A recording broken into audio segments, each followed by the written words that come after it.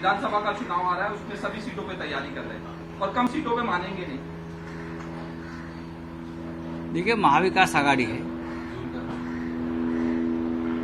पवार साहब, माननीय शरद पवार साहब हमारे महाविकास आघाड़ी के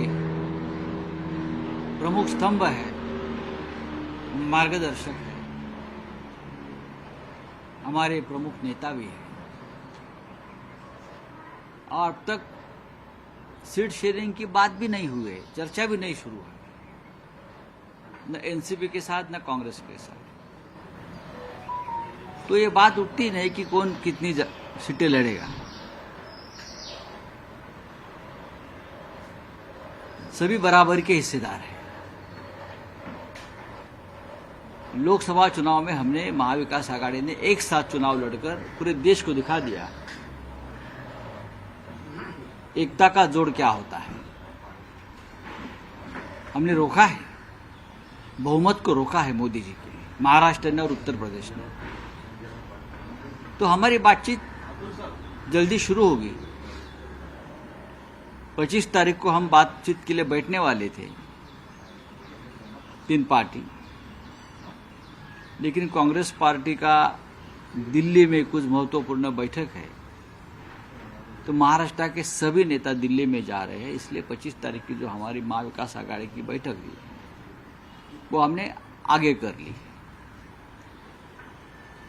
अब विधानसभा और पार्लियामेंट का अधिवेशन चलेगा, उसके बाद हम फिर एक बार बैठेंगे और हम एक दूसरे के साथ बैठकर बातचीत करेंगे। उसमें क्या है, कौन कितनी सीटें लड़ेगा उस पर निर्भर करता है कि कौन कहां जीतेगा। जरूर इस बार शरद पवार साहब का स्ट्राइक रेट सबसे ज्यादा रहा है। पवार साहब 10 सीटें लड़े और 8 जीते। उसका मतलब ये नहीं, शिवसेना को 9 सीटें मिल, लेकिन शिवसेना को सबसे ज्यादा टारगेट किया गया। हमने 21 सीटें लड़ी है, 9 पर हमने जीत हासिल की। मुंबई वाली एक सीट को डाका डाला है बीजेपी के और शिंदे की तरफ से, वो भी सीट हम जीत गए थे।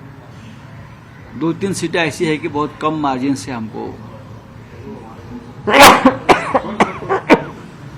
हारना पड़ा। तो हमारा भी स्ट्राइक रेट बहुत अच्छा है, कांग्रेस का अच्छा है। तो 288 सीटें महाराष्ट्र में है, किसी को कुछ कम नहीं पड़ेगा, सब आराम से लड़ेंगे। सर हो गया आपका?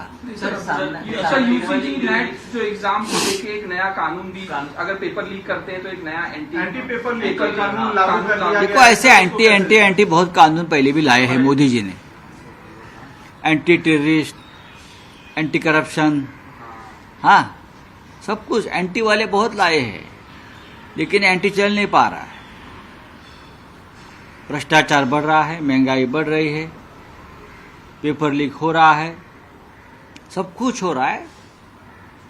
सरकार कानून बनाए थे अपने हिसाब से, और इस कानून की धज्जियां उड़ाने का काम उनके लोग करते हैं। आज महाराष्ट्र कोर कमेटी की बैठक हुई है और इस बैठक में अभी जो चुनाव हुए हैं महाराष्ट्र में, उस चुनाव का विश्लेषण किया। महाविकास आघाड़ी और कांग्रेस के नेताओं ने, खासकर शरद पवार जी, उद्धव ठाकरे जी और कांग्रेस के नेता है, इन्होंने झूठी बात लोगों को बताकर वोट लिए। कभी ये कहा कि मोदी जी संविधान बदल देंगे, झूठा कहा। आदिवासी समाज को कहा कि हमारे सारे हक छीन लेंगे, झूठा कहा महाविकास आघाड़ी ने। महिलाओं को कहा कि हम हर महीना खटाखट 8,500 रुपये देंगे, झूठ कहा। झूठ बोलकर वोट लिए और इसमें हम लोग इसके झूठे वादे जो किए उसमें हमारे कुछ वोट जो जनता ने महाविकास आघाड़ी को वोट दिया। लेकिन अब जनता को समझ रहा है कि ये झूठ बोले हमसे। हमने पूरे लोकसभा का विश्लेषण आज किया, हमारी क्या गलती है उसको भी सुधारने का प्रयास हम करेंगे और हमारी सरकार से, केंद्र की, राज्य की सरकार से जनता की जो डिमांड्स है, मांगनी है, वो पूरा करने का प्रयास करेंगे। ऐसा यहाँ पे चर्चा हुई। हम एकनाथ शिंदे जी से भी बात करेंगे, अजीत दादा और देवेंद्र जी भी चर्चा करेंगे। सरकार के माध्यम से भी हम काम करेंगे, संगठन का भी काम करेंगे। और रह गई विधान परिषद में जो चुनाव हो रहा है 11 सीट का, उसमें हमारे कोटे में जो सीट आ रही है उसके बारे में कुछ नाम चर्चा करनी थी, वो भी चर्चा हमने की। सामाजिक तौर पर भौगोलिक आधार पर हमने कुछ नाम तय किए हैं, वो केंद्र में जाएंगे और केंद्र में उसका